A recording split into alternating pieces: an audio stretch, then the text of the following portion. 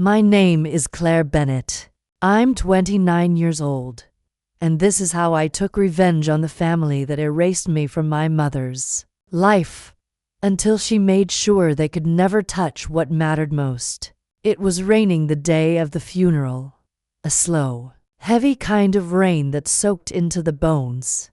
I stood in the back row of the small-town church, water still dripping from my coat, my hands clenched tightly around a wrinkled tissue. The pews were filled with her side of the family, all tight-lipped and black-clad, whispering behind their programs, throwing sharp glances toward me like I didn't belong there.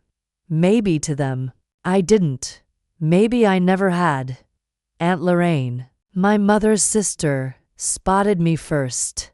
Her lips thinned into a line as she turned from the front row and hissed under her breath, "Family sits up front." I took a step forward, eyes still red from the drive, from the grief, from the years of everything. "I am family," I said, my voice cracked but clear. From her left, my cousin Heather gave a short laugh, leaned to the woman next to her, and muttered just loud enough for me to hear, "Not really." My chest burned.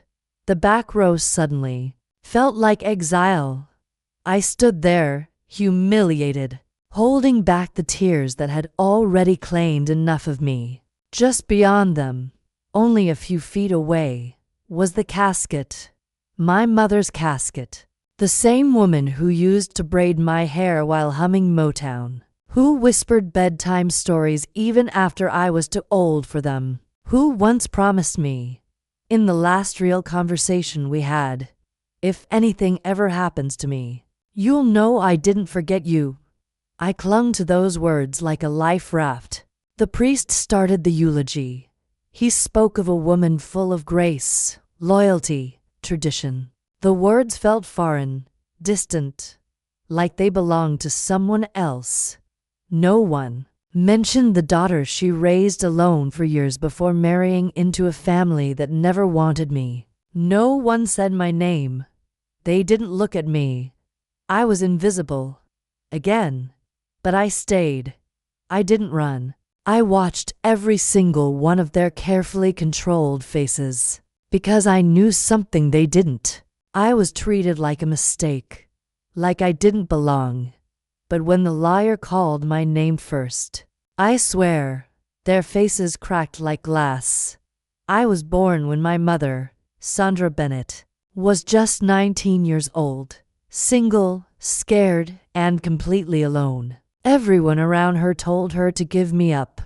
Her parents, her older sister Denise, even her closest friends at the time. They said having me would ruin her future, that no man would ever want her after, that I'd be a lifelong burden. But she didn't listen. She looked at me and chose to stay, chose to fight. And for a long time, it was just the two of us. She worked nights as a nurse, then slowly rose through the ranks to become a hospital administrator. I remember her coming home with tired eyes but still heating up leftovers and asking about my day like it was the only thing that mattered. But while she built a life for us, the Bennett family never softened. Her parents, strict, religious, painfully proud, treated me like a blemish they couldn't scrub out. And Denise, she made sure I always knew I wasn't one of them. I wasn't invited to sleepovers with my cousins. I wasn't in the holiday family photos. I remember one Christmas when every grandchild got a monogrammed stocking hung on the fireplace. Except me. Mine sat in the corner, store-bought and empty. But I had my mother. And when I was 13, she got a new job in a new city, and we left. Just packed up and started over. Those next few years were the happiest of my life. It was the first time I saw her smile without it costing her something. We'd eat takeout in bed, binge crime shows, and dream about the life we were building together. When I got into art school, she cried like I'd won an Olympic medal. She helped me move into my tiny dorm room, framed my first sketch, even paid part of my tuition with her savings. She was my biggest fan, my soft place to land. But around the time I turned 22, something shifted. She seemed tired again, smaller. She said it was stress, hormones, just the usual. And I believed her because I needed to. Then, 2 years later, she called me and said she was moving back home. Just like that. No warning. She said she missed her family, that it made sense to be near them again, that I should focus on building my future. I didn't understand it. It felt like she was pulling away, like she was hiding something. But when I offered to come, visit or help with the move, she brushed it off. That was the last time I saw her in person. After that, the texts became shorter. The phone calls turned into voicemails. I'd call, and Denise would answer, always cold, always impatient. Your mother's resting. She's not feeling well. She's fine. Eventually, they stopped taking my calls altogether. I tried writing letters. I never got a reply. I told myself she was just busy, that she was adjusting, that maybe I'd done something wrong. But deep down, I knew something was wrong. I just didn't know how bad it was until I read her obituary in a newspaper forwarded to me by an old neighbor. A single paragraph that didn't mention me at all. No calls, no messages, no final goodbye. I remember sitting on my apartment floor, holding that newspaper clipping in my hand, numb. Sandra Bennett, beloved mother, sister, aunt, survived by her sister Denise and her nieces and nephews. That was it. Like I had never existed, like I had been erased. But even through the shock, something in me sparked. I knew my mother. I knew she wouldn't have let them shut me out unless something deeper was at play. Unless she had a plan. And she did. The drive back to my hometown took 5 hours, though it felt like 5 lifetimes. I hadn't seen that place in nearly 6 years. Not since Mom left without warning and slowly slipped out of my reach. I stared at the road in front of me, my knuckles white against the steering wheel, still trying to process how I'd learned she died. Not from a call, not even a text, but a message from an old neighbor who found me online. I'm so sorry to hear about your mom, she wrote. She was a wonderful woman. I didn't even know what she was talking about until she sent the obituary. I walked into the funeral late, soaked from the drizzle, breath tight in my chest. The moment I entered the church, the stairs started, cold, measured, judging, like I was the one who'd done something wrong. Aunt Denise sat in the front row, dressed in black, holding a silk handkerchief to her nose. She leaned toward her daughter and whispered something behind a painted-on frown, and they both looked at me with the kind of pity that's sharper than hate. I stood in the back, the outsider again, just like always at the reception held in the community hall down the street. It only got worse. I tried to find a quiet corner, somewhere to breathe, but the whispers found me first. She shouldn't have come. I heard someone mutter behind a tray of casseroles. She didn't even visit Mom once. The words hit like a slap. I wanted to scream that I tried, that I called, that I begged, but instead, I stood there, swallowing everything. Again, then Eric, my cousin, smug, always Denise's golden boy, cornered me by the drink table. You disappeared, he said, arms crossed. Don't act like you care now. Something cracked in me.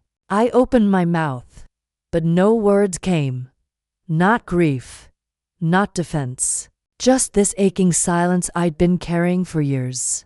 I was devastated, not just by losing her, but by the story they'd rewritten, by how they'd made my absence part of their version of the truth. Like I had chosen it, like I hadn't been forced out. That's when I saw the man in the suit. Polished, calm. He approached with a folded umbrella and a black leather briefcase. "Claire Bennett," he asked, extending a hand. "I'm from the law office handling your mother's estate. She requested your presence at the reading of her will." Aunt Denise was on him in seconds. "That won't be necessary," she said quickly, her voice all sweet poison. "The family will handle things from here." The man didn't flinch. "Actually," he said, and then turned to me with a slight nod. "Miss Bennett is the primary beneficiary." Time stopped. I saw it happen, Eric's mouth opening, then closing without a sound. Aunt Denise's face draining of color, her eyes darting around like she couldn't find solid ground.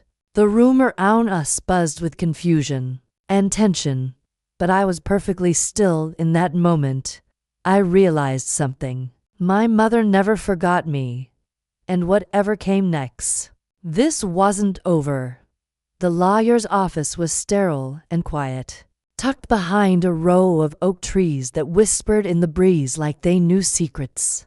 I sat across from Mr. Halpern, the man in the suit from the funeral, still numb, still disbelieving. He slid a thick folder across the table and said gently, "There's a lot to go through, but you need to know everything." And so he told me. My mother had been diagnosed with a rare form of cancer nearly 5 years ago. She kept it quiet at first, always the caretaker, always protecting everyone else from the weight of her truth. But when the treatments became too much, she moved back to her hometown, not because she missed it, but because Denise convinced her she'd be taken care of, that she needed family around. But what she got wasn't care. It was control. They managed her medication, sat in on doctor's appointments, screened her calls.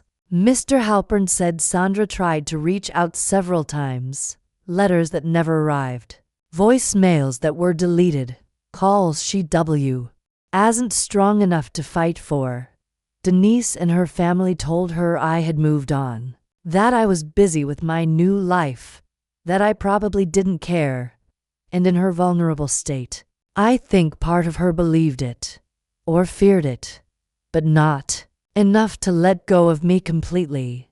Because then Mr. Halpern handed me something else, a sealed envelope, soft from wear, with my name written in my mother's handwriting. Inside was a simple note. Asterisk, don't let them rewrite who you were. To me. Asterisk, that's when I cried. Fully, gutturally. For the years stolen. For the phone calls I thought she ignored. For every birthday I spent wondering why she went silent. I had been grieving her long before she died. But now, a new feeling cracked open inside me. Not just sorrow, but rage. A white-hot fury curled into my chest, sharper than grief. They erased me at the funeral, spoke like I never existed. And now, they were about to watch everything they tried to steal come back to life. My mother left everything to me. The house she lived in, the life insurance, the entirety of her savings. But most unexpected of all was the art studio. I didn't even know it still existed. She'd once dreamed of painting full-time, had even rented a small studio back when we lived in the city. But I thought she gave it up when she got sick. Turns out, she kept it, kept painting, kept holding on to something beautiful even as her body broke down. I drove there the next day. The space was dusty but intact. Easels lined the wall. Jars of brushes and tubes of paint filled the shelves.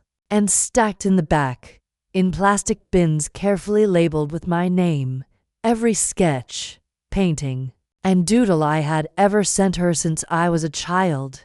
She hadn't let go of me at all. She'd been holding on, quietly, Fiercely, I started going there every day, scrubbing the floors, repainting the walls, restoring what was hers, and now mine.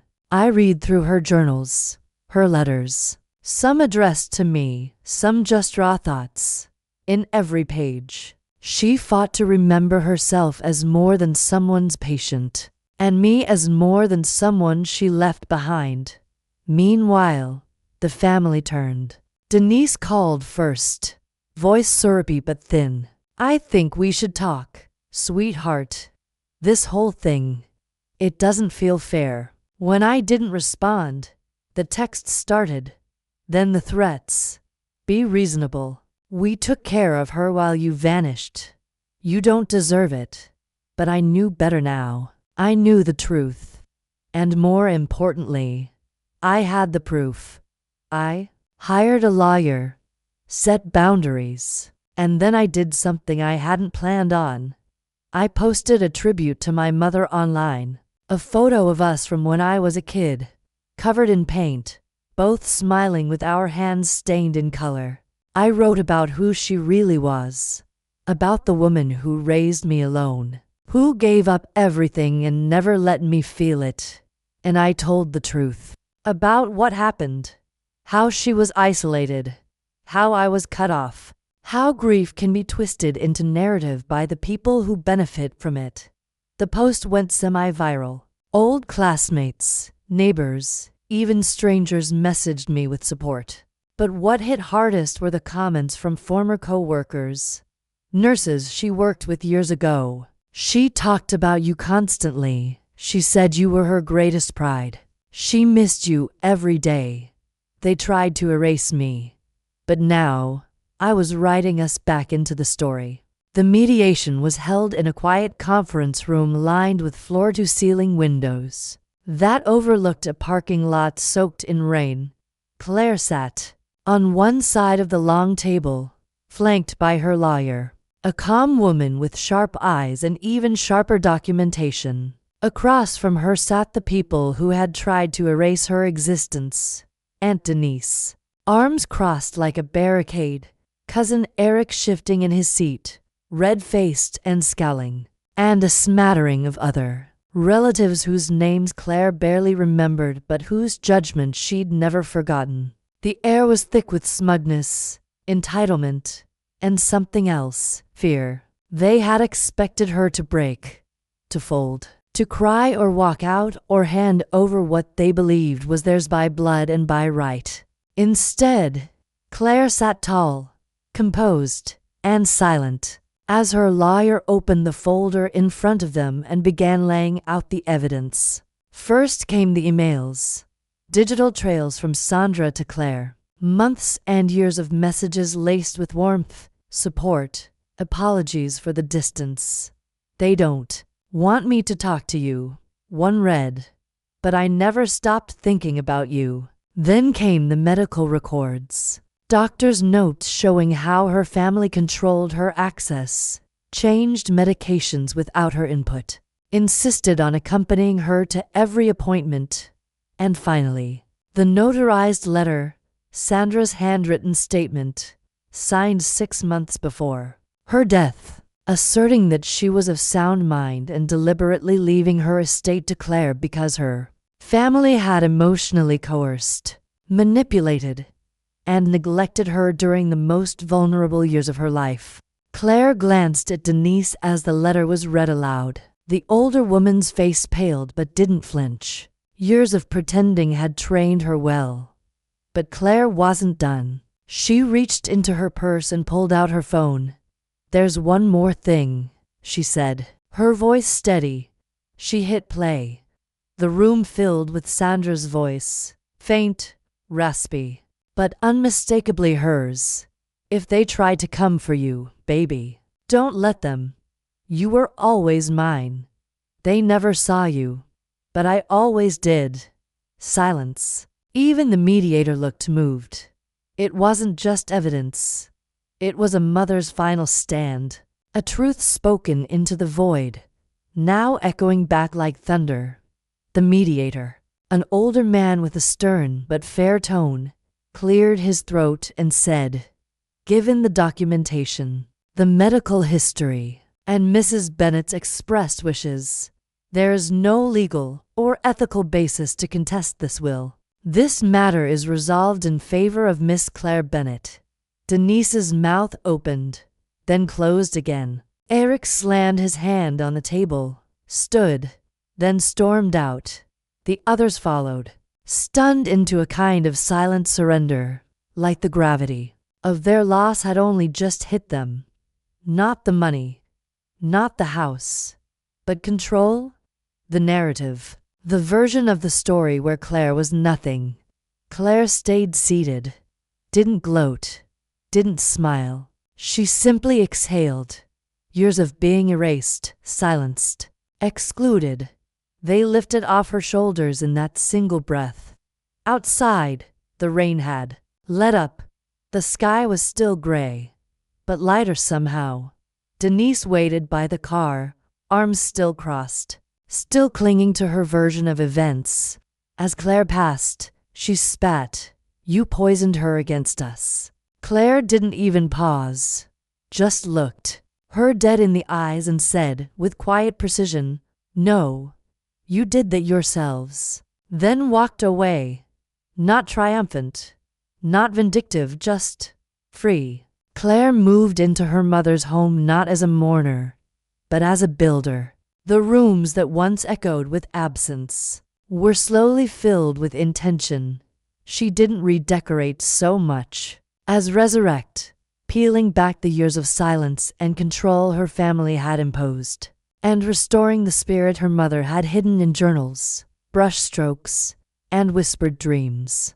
Within months, she transformed the space into a haven, an art residency for young women who, like her, came from families where love had conditions and voices were lost in the noise of shame. She named it the Bennet House, a reclamation, not of the family's name, but of the one woman who had made it worth remembering.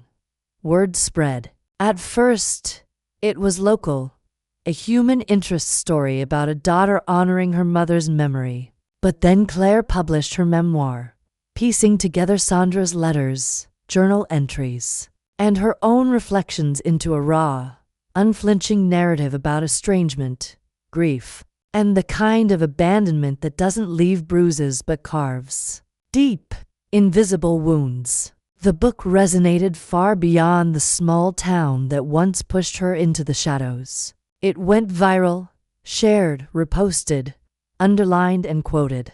A major media outlet picked up her story, and suddenly Claire found herself in front of cameras, telling the truth that so many had been told to keep quiet. Messages began pouring in, from daughters estranged from mothers cut off by their own parents, from sons, friends, spouses, people who had all felt invisible in families that preferred control to connection. Claire read every message. Some she answered, some she simply held close. Her voice, once muted by doubt and silence, now echoed with clarity and purpose. She hadn't just survived, she had lit a path for others to follow. When she finally returned to her mother's grave, it was with reverence, not sorrow. The cemetery was quiet, the sky a calm, muted blue. Claire knelt beside the headstone, weathered now but still dignified. In her hands, she carried one of her mother's early paintings, abstract and full of motion, like emotion with nowhere to go. She placed it gently against the stone, as if completing something unfinished. She whispered, "They tried to make me forget you, but you never let me." And for the first time in years, she didn't feel alone. Claire moved into her mother's home not as a mourner, but as a builder. The rooms that once echoed with absence were slowly filled with intention. She didn't redecorate so much as resurrect, peeling back the years of silence and control her family had imposed, and restoring the spirit her mother had hidden in journals, brushstrokes, and whispered dreams. Within months, She transformed the space into a haven, an art residency for young women who, like her, came from families where love had conditions and voices were lost in the noise of shame. She named it the Bennett House, a reclamation, not of the family's name, but of the one woman who had made it worth remembering. Word spread. At first, it was local, a human interest story about a daughter honoring her mother's memory. But then Claire published her memoir, piecing together Sandra's letters, journal entries, and her own reflections into a raw, unflinching narrative about estrangement, grief, and the kind of abandonment that doesn't leave bruises but carves deep, invisible wounds. The book resonated far beyond the small town that once pushed her into the shadows. It went viral, shared, reposted, underlined, and quoted. A major media outlet picked up her story, and suddenly Claire found herself in front of cameras, telling the truth that so many had been told to keep quiet. Messages began pouring in, from daughters estranged from mothers cut off by their own parents, from sons, friends, spouses, people who had all felt invisible in families that preferred control to connection. Claire read every message. Some she answered, some she simply held close. Her voice, once muted by doubt and silence, now echoed with clarity and purpose. She hadn't just survived, she had lit a path for others to follow. When she finally returned to her mother's grave, it was with reverence, not sorrow. The cemetery was quiet, the sky a calm, muted blue. Claire knelt beside the headstone, weathered now but still dignified. In her hands, she carried one of her mother's early paintings, abstract and full of motion, like emotion with nowhere to go. She placed it gently against the stone, as if completing something unfinished. She whispered, "They tried to make me forget you, but you never let me."